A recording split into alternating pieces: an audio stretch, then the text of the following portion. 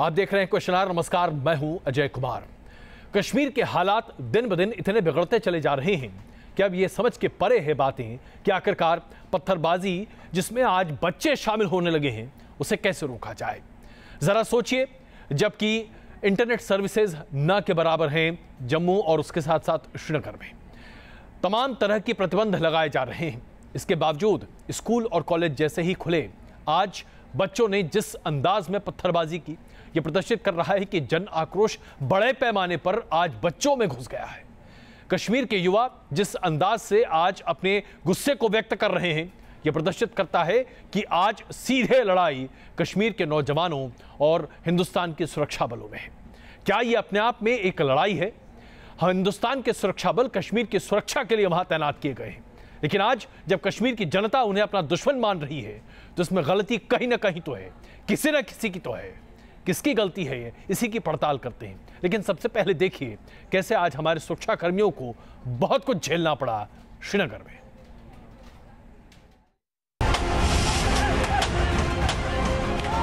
पत्थर बरस रहे हैं, सड़क अखाड़ा भरी दिखती है, कंधे पर स्कूल की किताबें, लेकिन छात्रों को तालीम से कोई लेना देना नहीं। वो तो चंद अलगाववादियों के हाथों की कठपुतली बने दिखते हैं। करीब एक हफ्ते के बाद कश्मीर में स्कूल कॉलेज खुले तो एक बार फिर पत्थरवार शुरू हो गया। स्कूल कॉलेज में पढ़ाई ठप रही और छात्रों ने पत्थर थाम लिए।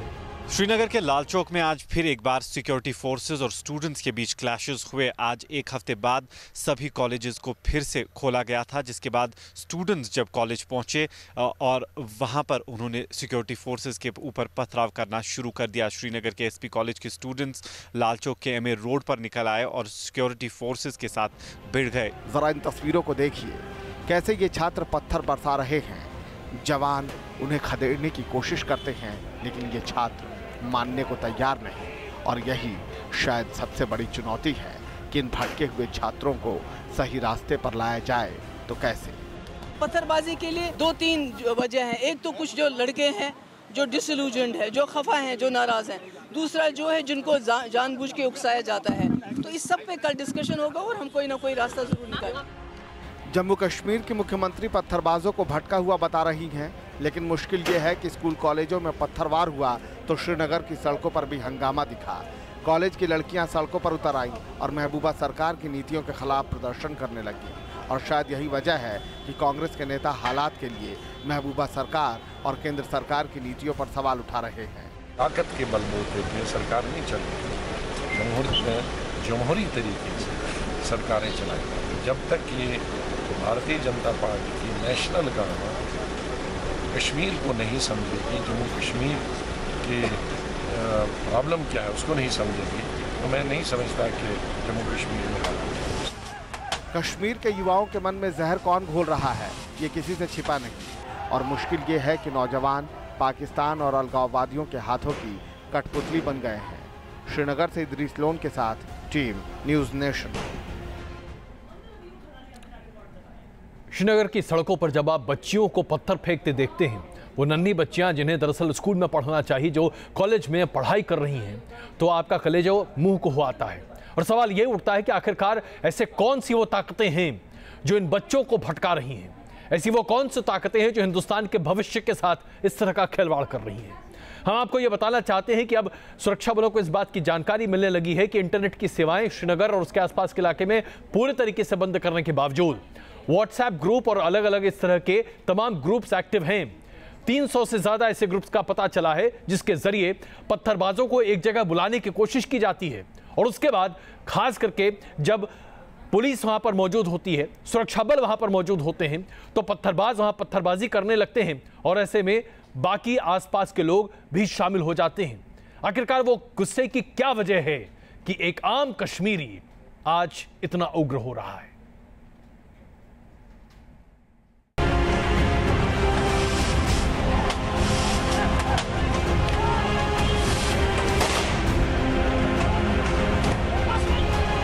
सैकड़ों लोगों की भीड़ जब हाथों में पत्थर लेकर सुरक्षा बलों पर दौड़ती है तो उस वक्त हालात कैसे हो जाते हैं, वो इन तस्वीरों को देखकर आप अंदाज़ा लगा सकते हैं। श्रीनगर हो या पुलवामा, हर जगह पत्थरबाजों की ये तस्वीरें अब आम हो चुकी हैं। स्कूली छात्र हर दिन इसी तरह कुछ उपद्रवी युवा सुरक्षा बलों पर पथराव करते हैं। दोनों तरफ से मुठभेड़ होती है। कई युवक और सुरक्षाकर्मी घायल भी हो जाते हैं। बावजूद इसके अगले दिन फिर वही कहानी दोहराई जाती है। सवाल उठता है कि आखिर कश्मीरी युवाओं के मन में जहर कौन घोल रहा है? आखिर वो कौन से लोग हैं जो खुद तो कभी सामने नहीं आते, लेकिन इन युवकों के हाथों में पत्थर पकड़ाकर अपना मतलब साध रहे हैं। कश्मीर की पुलिस और इंटेलिजेंस एजेंसियों ने एक बड़ा भंडाफोड़ किया है। सूत्रों की माने तो इस संग्राम में सोशल मीडिया का जमकर इस्तेमाल हो रहा है। इंटेलिजेंस सूत्रों के मुताबिक कश्मीर में पत्थर फेंकने वालों के करीब 300 व्हाट्सएप ग्रुप बनाए गए हैं। इन व्हाट्सएप ग्रुप के जरिए लोगों को सेना के मूवमेंट की जानकारी दी जाती है। कहां और किस जगह पर पथराव कर रहा है, ये पैगाम भी व्हाट्सएप के जरिए ही दिया जा रहा है। व्हाट्सएप ग्रुप में दूसरी जगह की वीडियो डालकर युवाओं को भड़काया जा रहा है। पुलिस अधिकारियों का कहना है कि राज्य में इंटरनेट सेवा बंद कर इन उपद्रवियों की लाइव चैटिंग को खत्म कर दिया गया है। जो अभी तक कार्रवाई हुई है उसके हिसाब से 230 ग्रुप के करीब जो हैं वो यहाँ पुलवामा में हमने डिस्कवर किए हैं, और उसमें तकरीबन 70 ग्रुप एडमिन्स हैं और 190 मेंबर्स जो हैं जो अभी तक हमने डिटेन किए हैं। फिलहाल राज्य में इंटरनेट सेवाएं बंद होने के बाद से इन पत्थरबाजों के व्हाट्सएप ग्रुप भी बंद हो गए हैं। लेकिन इन उपद्रवियों से निपटने का आखिरी रास्ता क्या हो, इस पर अलग अलग राय है। Miss use of social media के कारण ना सिर्फ सही बातें लोगों तक पहुंची हैं, लेकिन गलत बातें भी। डॉक्टर आपने देखा किस तरह के मॉफ वीडियोस, डॉक्टर वीडियोस जो हैं वो रिलीज किए जा रहे हैं। इससे कि माहौल जो है वो नॉर्मलाइज होने के बजाय और खराब होता जाता है। ये बड़ा एक इमीडिएट रिएक्शन होता है। व्हाट्सएप ग्रुप्स हैं, फेसबुक है, बाकी चीज़ों पे आप कुछ भी डाल दें वो हर एक के पास पहुंच जाता है। आपको किसी को कॉल करने की ज़रूरत नहीं, आपको किसी को इतला करने की ज़रूरत नहीं। With in a fraction of second आप तक ये चाहे झूठा रूमर हो या कोई भी इतला मिल जाती है, जिससे एक रिएक्शन, ये चेन रिएक्शन को तोड़ने के लिए बैन किया गया है। व्हाट्सएप ग्रुप बंद करने से आम जनता को भी असुविधा होगी। ज़रूरत इस बात की है कि जो शरारती तत्व हैं उनके खिलाफ कार्रवाई जो है वो की जाए। कहा यह भी जा रहा है कि पत्थरबाजों के इस तरह के व्हाट्सएप ग्रुप में कुछ लोग सीमा पार से भी जुड़े हैं। वो इन पत्थरबाजों की हर गतिविधियों पर नजर रखते हैं, इन्हें भड़काते हैं और ज़रूरत पड़ने पर इन तक आर्थिक मदद भी पहुंचाते हैं। ज़रूरत पाकिस्तान की ओर से मिल रही इस सप्लाई लाइन को काटने की भी है। पिछले दिनों लगातार मिल रही जानकारियों से एक बात तो साफ है कि पाकिस्तान लगातार सोशल मीडिया, खासकर व्हाट्सएप के जरिए पत्थरबाजों को उकसाने और उन्हें मुठभेड़ की जगह इकट्ठा करने की कोशिशों में लगा था। लेकिन सरकार द्वारा कश्मीर में इंटरनेट सेवाएं बंद करने और सुरक्षा एजेंसियों द्वारा नौजवानों को समझाने के बाद अब पाकिस्तान की ये साजिश भी नाकाम होती हुई नजर आ रही है। वीडियो जर्नलिस्ट एजाज अहमद के साथ शाहनवाज खान, न्यूज़ नेशन, जम्मू। लगातार हम इस बात को आपके सामने रखने की कोशिश कर रहे हैं कि कश्मीर के नौजवानों को भड़काने के लिए एक बड़ी कोशिशें की जा रही हैं। इसके साथ साथ कश्मीर का नौजवान आज नाराज है, आज वो अपने गुस्से को प्रकट कर रहा है। लेकिन नाराजगी की वजह क्या है? नाराजगी की वजह को समझने के बजाय आज कश्मीर के नेता कर क्या रहे हैं? कश्मीर के नेता दिल्ली पहुंचते हैं। जम्मू कश्मीर के मुख्यमंत्री महबूबा मुफ्ती दिल्ली में प्रधानमंत्री नरेंद्र मोदी और गृह मंत्री राजनाथ सिंह से मुलाकात करती हैं, पूरे मसले को सुलझाने की कोशिश करती हैं। लेकिन बातचीत कहां आकर टिकती है? बातचीत आकर इस बात पर टिकती है कि बीजेपी और पीडीपी के बीच गठबंधन बहाल रहेगा, इस पर कहीं कोई अवरोध नहीं होगा। लेकिन नौजवानों को लेकर कोई बातचीत नहीं होती और यहीं पर बात आकर कटती है कि आखिरकार हमारे देश में हम हर मुद्दे पर राजनीति क्यों करते हैं। कश्मीर आज राजनीति का विषय नहीं है, कश्मीर समस्याओं को सुलझाने का एक मौका है। और अगर इस मौके को हमने खो दिया तो हम बहुत बड़ी संख्या में नौजवानों का भरोसा खोएंगे। लेकिन आज हमारे राजनीतिज्ञ शायद इस बात को समझने को तैयार नहीं है।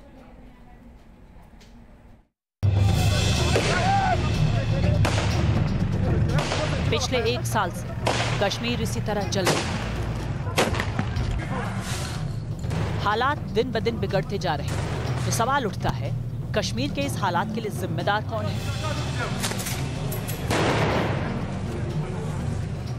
राज्य में बीजेपी और पीडीपी की सरकार है, केंद्र में बीजेपी की सरकार है, और फिर इस तरह की घटनाएं आखिर क्यों नहीं रुक रही हैं? कश्मीर के हालात को लेकर दिल्ली में मुलाकातों का दौर जारी है। दिल्ली में हर किसी की नजरें महबूबा मुफ्ती और प्रधानमंत्री नरेंद्र मोदी की मुलाकात पर टिकी हुई थी। महबूबा ने मोदी से मुलाकात भी की दोनों के बीच करीब आधे घंटे बात भी हुई, लेकिन सॉल्यूशन कुछ भी नहीं निकला। महबूबा मुफ्ती ने गृह मंत्री राजनाथ सिंह से भी बात की, लेकिन हालात का कोई परमानेंट सॉल्यूशन नहीं निकला है। कश्मीर समस्या को लेकर हुई इस मुलाकात के बाद अब महबूबा अटल बिहारी वाजपेयी के फॉर्मूले को याद कर रही है। मुझे लगता है कि जम्मू कश्मीर में पहले भी वाजपेयी जी साहब के टाइम में भी बातचीत हुई है। एल के अडवाणी डेप्यूटी प्राइम मिनिस्टर थे, हुर्रियत के साथ बात हुई है, दूसरों के साथ बात हुई है, और हमें जहां पर वाजपेयी जी छोड़ गए थे वहीं से इसको आगे ले जाना पड़ेगा, नहीं तो जम्मू कश्मीर की हालत जो है वो सुधरने का कोई चांस नहीं है। इतना ही नहीं, महबूबा मुफ्ती अलगाववादियों से भी बातचीत की ओर इशारा कर रही हैं। महबूबा ने कहा है कि बातचीत ही सिर्फ एक रास्ता है। 3 महीने में राज्य के हालात ठीक होंगे तो बात हर किसी से होगी।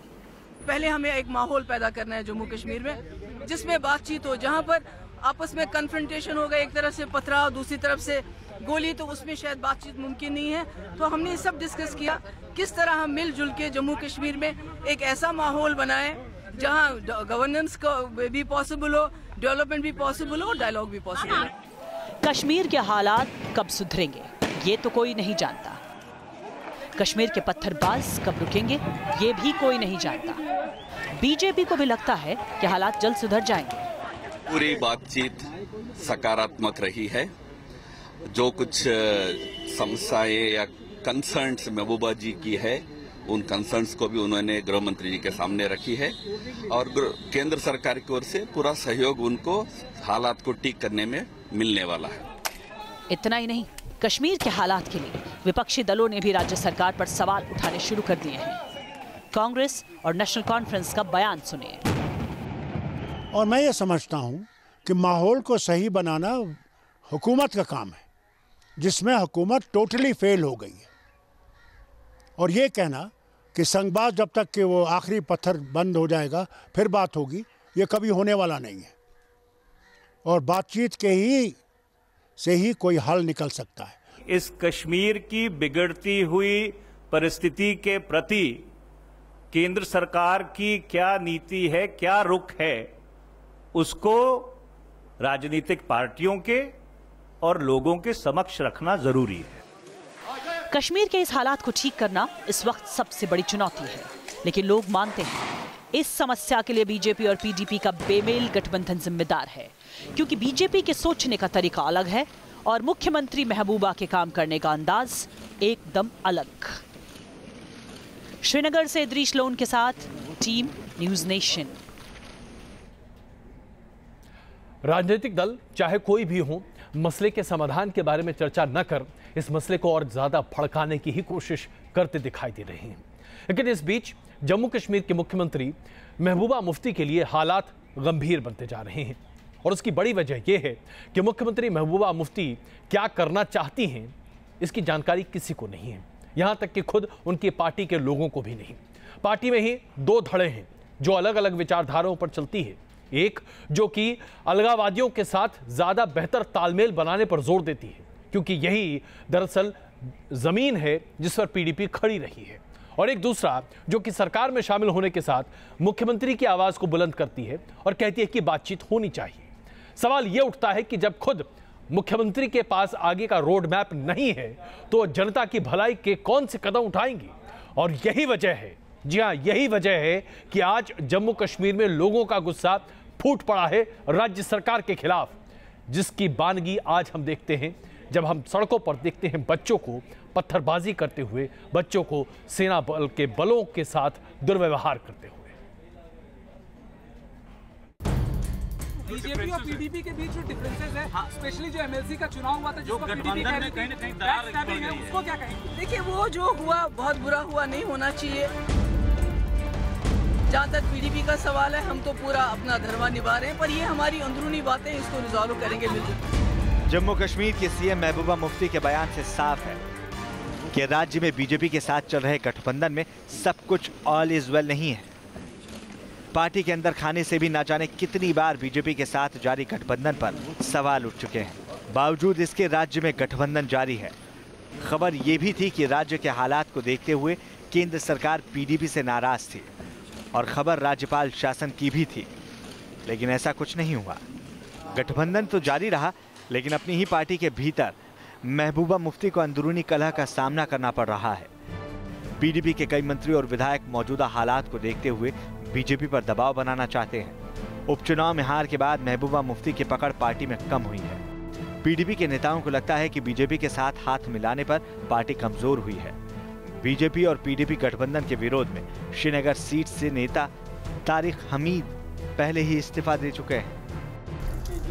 राज्य के हालात को देखते हुए विपक्षी दल राज्य में राज्यपाल शासन की मांग करने लगे हैं। केंद्रीय भाजपा सरकार और प्रांतीय पीडीपी बीजेपी सरकार जम्मू कश्मीर के हालात से निपटने में पूरी तरह से फेल हो चुके हैं। आप ये समझते हैं कि आपकी और पीडीपी की दिल्ली में जम्मू कश्मीर में सरकार है और आप एक के बाद एक ऐलानात करके इस स्थिति को संभाल सकते हैं, तो उससे हम नहीं समझते हैं कि यह मसला हल होने वाला। आपको सख्त कदम जो है वो उठाने होंगे और गवर्नर रूल एक विकल्प इस वक्त नज़र आता है अगर आपको कश्मीर को बचाना है तो। जाहिर है कश्मीर में बीजेपी और पीडीपी के गठबंधन पर सवाल पहले भी उठे थे और सवाल अब भी उठ रहे हैं। सबसे बड़ा सवाल ये है कि गठबंधन भले ही कश्मीर के विकास के लिए हुआ हो, लेकिन दोनों दलों में आपसी खींचतान से कश्मीर पिछड़ गया है और कश्मीर की सड़कों पर पत्थरबाजी कर रहे लोग इस बात की तस्दीक करते हैं। News nation. कश्मीर के हालात क्या हैं ये हम सब जानते हैं, लेकिन आज इस कश्मीर के हालात में एक नया एलिमेंट जुड़ चुका है और वो है लड़कियों का बाहर निकलना और पत्थरबाजी करना। ये अपने आप में प्रदर्शित करता है कि जनाक्रोश आज किस तरह से घर घर में बैठ कर गया है। ये बच्चियां स्कूल और कॉलेज से निकलती हैं और उसके बाद पत्थरबाजी करती हैं, सुरक्षा बलों पर हमले करती हैं।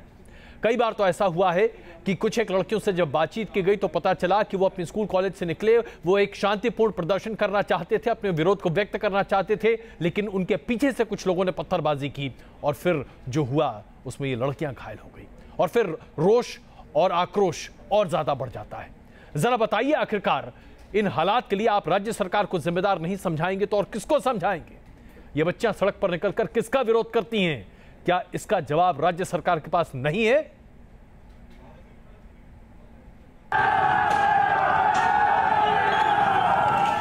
अब तक पत्थरबाजी की तस्वीरें जब भी सामने आती थी तो नजर आते थे खुद के चेहरों को ढके मुट्ठी भर लोग।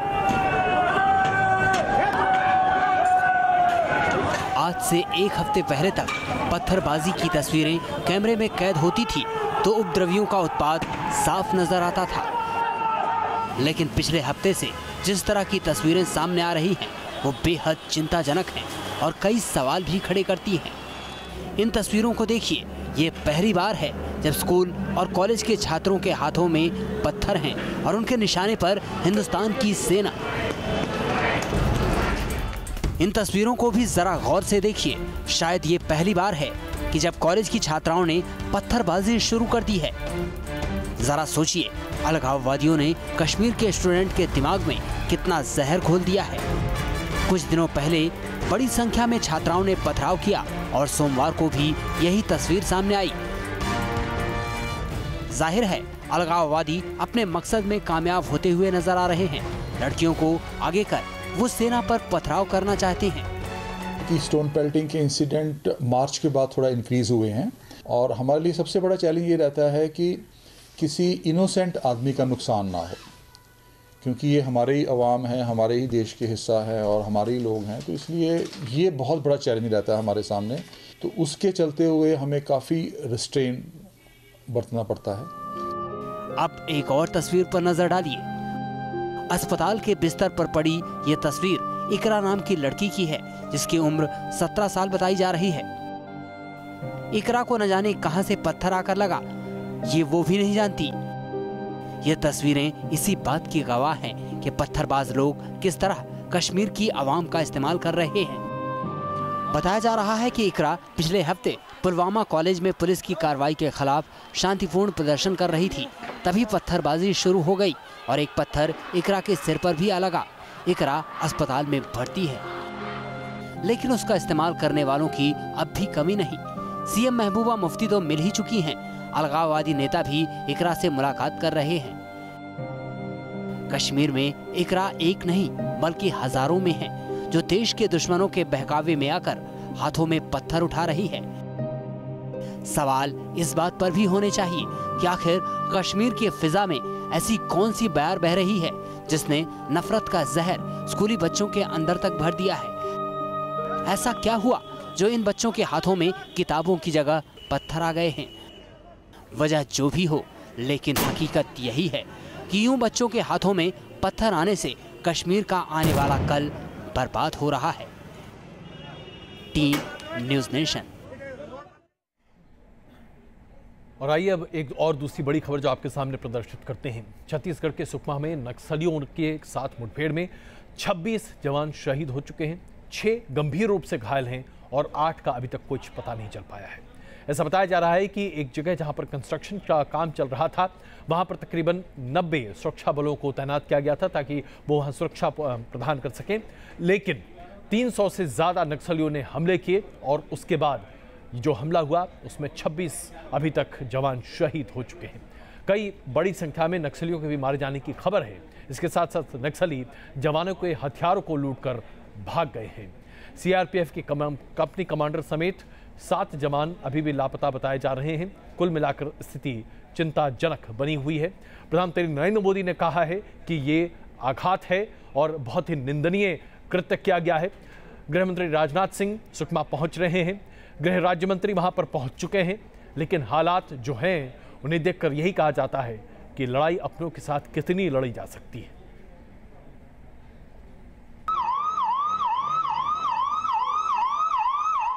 नक्सलियों के हमले से एक बार फिर छत्तीसगढ़ के सुकमा की जमीन शहीदों के खून से लाल हो गई। हमला रोड कंस्ट्रक्शन साइट की सुरक्षा में तैनात सीआरपीएफ की टुकड़ी पर हुआ। हमले के वक्त करीब 100 जवान मौजूद थे। बताया जा रहा है कि करीब 300 नक्सलियों ने जवानों को घेर लिया, पहले आईईडी ब्लास्ट किया और फिर ताबड़तोड़ फायरिंग शुरू कर दी। जवानों में कईयों को संभलने का मौका तक नहीं मिल पाया।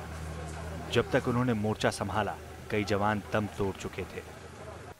जवाबी कार्रवाई में नक्सलियों के मारे जाने की भी खबर है। ये घटना काफी गंभीर घटना है। उन सभी के परिजनों को न केवल मैं बल्कि पूरे छत्तीसगढ़ देशवासियों की ओर से हम अपनी श्रद्धांजलि अर्पित करते हैं। उनको अपनी चिंता से और उनके दुख में हमारी भागीदारी उनको बताते हैं। नक्सली हमले के बाद सीएम रमन सिंह ने आपात बैठक बुला ली है। वहीं दिल्ली में गृह मंत्रालय भी फौरन हरकत में आ गया। हमले के बारे में पूरी जानकारी ली गई। गृह राज्य मंत्री हंसराज अहिर सुकमा घाटी के लिए फौरन रवाना हो गए। प्रधानमंत्री नरेंद्र मोदी ने इसे कायराना हमला बताया, तो वहीं गृह मंत्री राजनाथ सिंह ने भी सुकमा जाने का फैसला कर लिया। गृह राज्य मंत्री हंसराज अहिर वो ये कहा है तुरंत वहाँ पर पहुँचने के लिए, और वहाँ पर वो पहुँचेंगे। और कल किसी समय मैं भी रायपुर जल्दी से जल्दी पहुँचने की कोशिश कर रहा हूँ, जो बहुत ही दुखद है, लेकिन मैं समझता हूँ इसे हम लोगों ने एक चुनौती के रूप में स्वीकार किया। बताया जा रहा है कि नक्सलियों ने दोपहर बाद ही हमला कर दिया था, लेकिन खबर आते आते शाम हो गई। इस हमले में कई जवान बुरी तरह जख्मी हैं और उनका रायपुर के बड़े अस्पताल में इलाज जारी है। तो प्राइवेट लेबर काम कर रही थी, हम लोग वहाँ पे काम करा रहे थे लेबर से, तो वहाँ पे अचानक से नक्सलियों ने पहले गांव वालों को भेजा हमारी लोकेशन चेक करने के लिए। तो गांव वालों के हाथ में हथियार नहीं, हम गोली कैसे मारे उनको। बाकी उनके बाद में नक्सलियों ने लगभग 300 स्ट्रेंथ थी नक्सलियों की, मिलिट्री दल की, ब्लैक यूनिफॉर्म में थे सभी। उन्होंने हमारे ऊपर आधाधुंध फायर किया, फिर हमने उनको जवाबी कार्रवाई किया। नक्सली हमने भी बहुत मारे हैं, तो घायल भी है नक्सली। सीआरपीएफ ने पूरे इलाके में कॉम्बिंग ऑपरेशन शुरू कर दिया है। कई जवान अभी भी लापता बताए जा रहे हैं। इस हमले में महिला नक्सलियों के भी शरीक होने की बात कही जा रही है। इसके साथ ही AK सीरीज की राइफल्स भी नक्सलियों ने इस्तेमाल की है। Team news nation.